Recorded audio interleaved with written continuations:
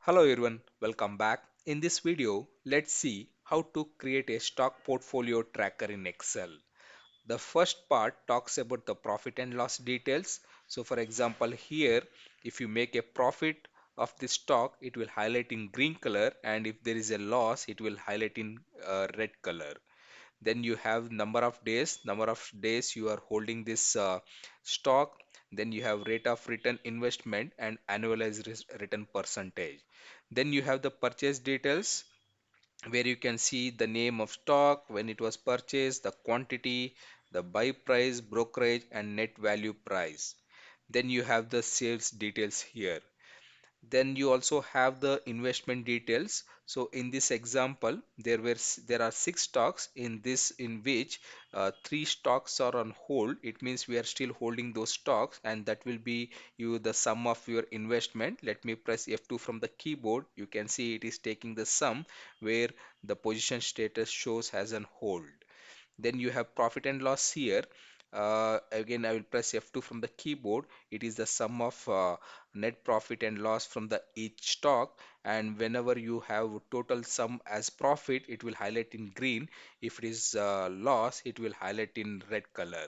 So now let's see how this entire tracker can be created in Excel. First, let's create a copy of this sheet. For that, I select sheet 1, right click, move or copy, and then move to end, create a copy, click OK. Now we have new sheet with the same data. So now what I do is, wherever I have formula, I will delete entire data so that I can reapply and explain in detail. So in the profit and loss detail section, I have formula in all the columns except the dividend. Let me select this. I press delete from the keyboard. Likewise in purchase, I have formula here, delete, and in the sales detail, again I have formula here, delete, and then in investments, delete, and then profit and loss, delete. So let's start with the purchase detail. First, let's calculate the net buy value. For this, very simple, is equal to the number of quantity multiplied by the buy price. Let me select, sorry, I need to use multiply. Let me apply formula again, is equal to quantity multiplied by the buy price. Press enter. Let me extend this formula, control C, and select that. Just press enter, you get the net buy value. So likewise, sales value is equal to, you have the number of quantity multiplied by the sales price. Press enter, and let me extend this formula. Now come to the profit and loss account. Profit and loss details section. So first, let's calculate the profit or loss. For this, is equal to, I start with the net sales price minus, open parenthesis, and then bracket, and then I use net by value, plus I need to consider the brokerage charges from the purchase detail, plus I need to consider the brokerage charges from the sales details, and close bracket, press enter, you get the profit. So profit or loss. If it is profit, it will automatically highlight in green color because I have used the conditional format. So let me extend this formula until the last cell where we have data. You can see in the second one it is reflected in red. It means we are making loss from this stock. So for example, now if I make the changes here, instead of selling price as 2000, let me make it as 10,000, and if I press enter, you can see it will convert to green. Let me press enter. Now it's converted to green. Let me press Ctrl Z from the keyboard. Then you have the dividend section.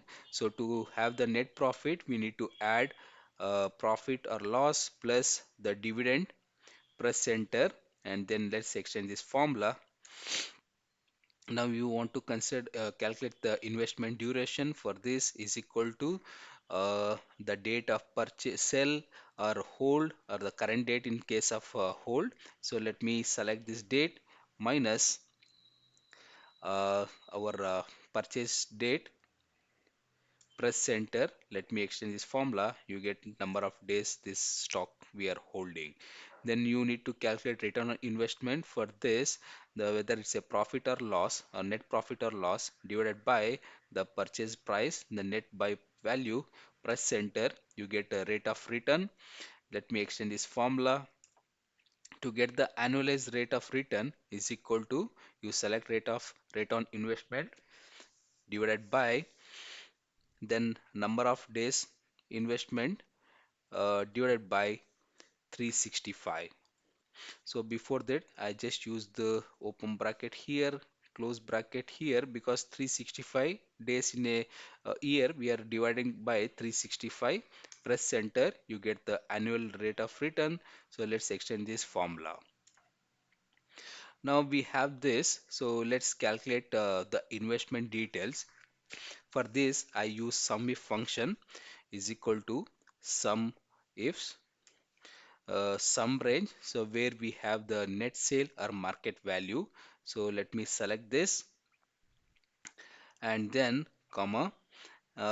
We need to select here where we have the position status, the sold or hold, comma, and then I'm giving a reference of hold because hold is where we have investment. So I'm giving the reference of this, close parenthesis, press enter. You can see the stocks which are on hold. Let me manually select this. You have 65,723. The same it is reflecting here. Also, I will extend this formula so that I have an entry until 100 stocks here. So let me extend this formula. All I need to do is I just need to, in U15, I just need to make it as 104. You can see the formula is extended. Likewise here R15, I just need to make it as 104. Press enter. To calculate profit or loss, I use a function called subtotal.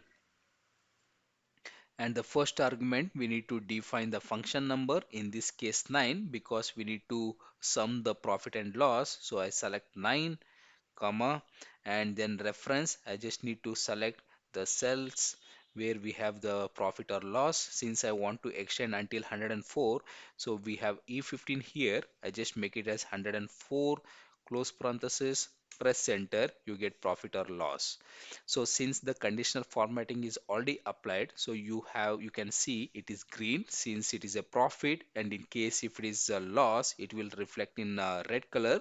Let's test this.